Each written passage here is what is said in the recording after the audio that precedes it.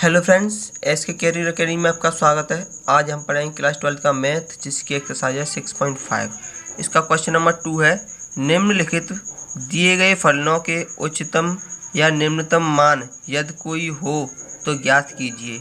जिसका पहला क्वेश्चन है f(x = x + 2) जो मॉडुलस में लिखा है -1।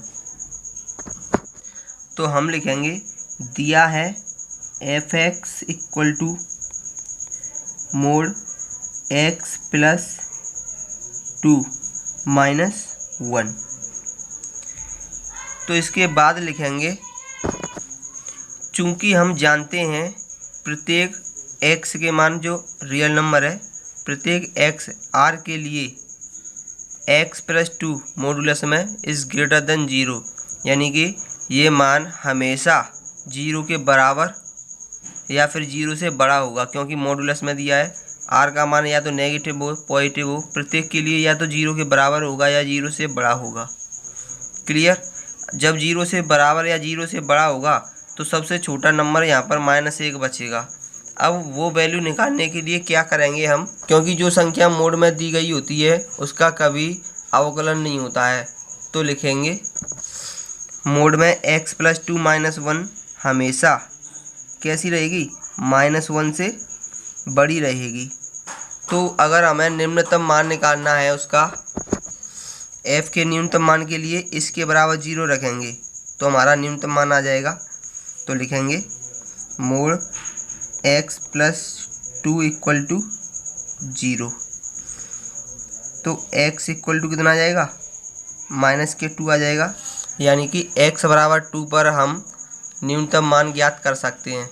तो न्यूनतम मान होगा हमारा, f का न्यूनतम मान लिखेंगे f -2 पर = मोड -2 + 2 -1। 2 में से 2 गया, 0 बचेंगे, यानी कि न्यूनतम मान कितना आ गया हमारा, -1 आ गया। अतः लिखेंगे f(x) का न्यूनतम मान -1 होगा, लेकिन x = -2 पर कोई भी उच्चतम मान नहीं होगा। नेक्स्ट क्वेश्चन है gx = मापांक में लिखा है x + 1 + 3। क्लियर। क्योंकि हम जानते हैं कि प्रत्येक मापांक कैसा होता है, पॉजिटिव होता है, अतः x + 1 0 के बराबर या 0 से बड़ा होगा, क्योंकि ये मापांक है। क्लियर। अब क्योंकि ये नेगेटिव लगा है तो ये पूरा मान यहाँ पर कैसा हो गया, निम्नतम हो गया। तो ये प्लस की संख्या है, तो उच्चतम मान के लिए हम मान निकालेंगे तो कितना निकालेंगे कि x बराबर, जो x अवयव है r के लिए रियल नंबर हो सकता है -x + 1 + 3। ये मान 3 से छोटा या 3 के बराबर हो सकता है। क्यों हो सकता है, क्योंकि अगर ये 0 भी मान लिया 3 के बराबर हो गया, अगर x बराबर कुछ भी मानेंगे तो कोई भी संख्या होगी तो वो नेगेटिव होगी, 3 में से माइनस जाएगी, तो ये 3 से छोटी हो जाएगी। क्लियर। अब जो g का मान है वो उच्चतम आएगा, क्योंकि ये कितना रहा है, +3 बच रहा है।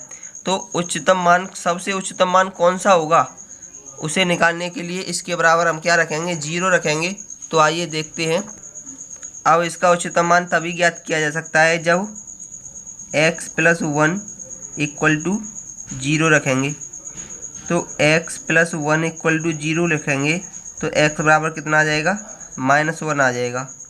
अब उच्चतम मान ज्ञात करने के लिए इस मान को हम gx के अंतर्गत लिखेंगे। तो उच्चतम मान, g का उच्चतम मान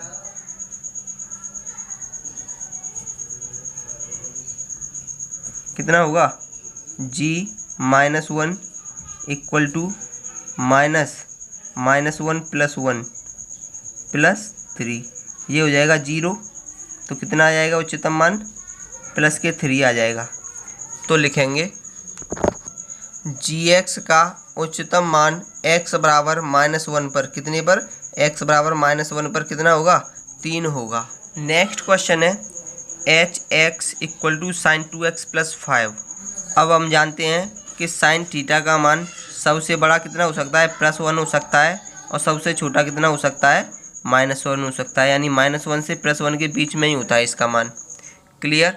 तो हम लिखेंगे, हम जानते हैं -1 से +1 तक का होता है किसका, साइन एक्स का मान निम्नतम होगा -1 और उच्चतम होगा +1। अब साइन एक्स कितना भी हो सकता है, थीटा, 2 थीटा, 3 थीटा, तो इसका मान इतना होता है। तो साइन 2x का मान भी इसी के बीच में होगा। क्लियर। अब हमें मान क्या पूछ रहा है, +5 करके पूछ रहा है, तो सभी में +5 कर देंगे। तो +5 करेंगे तो इसका मान निकालेंगे साइन 2x + 5, 1 + 5, इधर भी +5 करेंगे, -1 + 5, तो कितना हो जाएगा, 5 में से 1 जाएगा, 4 बचेगा। साइन 2x + 5 और यहाँ पर हो जाएगा 6, यानी कि निम्नतम मान कितना हो गया, 4 हो गया, और उच्चतम मान कितना हो गया, 6। तो लिखेंगे अतः hx का उच्चतम मान 6 है और न्यूनतम मान कितना है, 4 है। नेक्स्ट क्वेश्चन है f(x) = मापांक के अंदर है sin 4x + 3, क्योंकि हम जानते हैं, क्या जानते हैं कि sin x का मान अधिकतम कितना हो सकता है, +1 हो सकता है, और न्यूनतम कितना हो सकता है, -1। इससे ना तो कम होगा और ना ही इससे अधिक होगा। अब sin x हो, sin 2x हो, sin 3x हो, sin 4x हो, उससे इस पर कोई भी प्रभाव नहीं पड़ता है। इसी प्रकार sin 4x का जो मान होगा वो अधिकतम कितना होगा, 1 होगा, और न्यूनतम कितना होगा, -1 होगा। तो यहाँ पर +3 हो रहा है, तो +3 करने पर क्या होगा, -1 + 3 sin 4x + 3, 1 + 3, तो ये कितना हो जाएगा, 2 sin 4x + 3, और ये हो जाएगा 4, यानी कि न्यूनतम मान कितना है, 2, और उच्चतम मान कितना है, 4।